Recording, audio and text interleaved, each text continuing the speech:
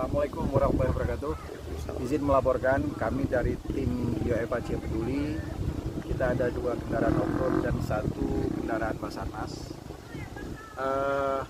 Kita sudah berada di titik kilometer 3 Kecamatan Celala, dan ini ada 1 longsoran lagi yang tinggal hanya 1 kilometer sampai ke ibu kota Kecamatan Celala. Nah, tadi kita sudah melewati beberapa longsoran, alhamdulillah tidak ada kendala. Dan untuk beberapa longsoran lagi yang mencapai Betung-Ateh itu sudah mulai dibersihkan oleh alat berat. Dan mudah-mudahan sore nanti kita bisa menemui jalur longsoran